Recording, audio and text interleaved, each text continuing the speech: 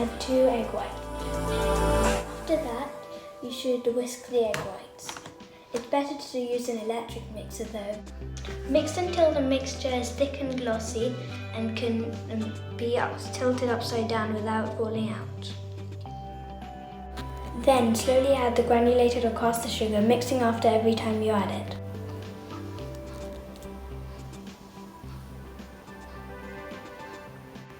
Then, when the scale finally says 50 grams, mix it with an electric mixer one more time. After that, do the same with the icing sugar.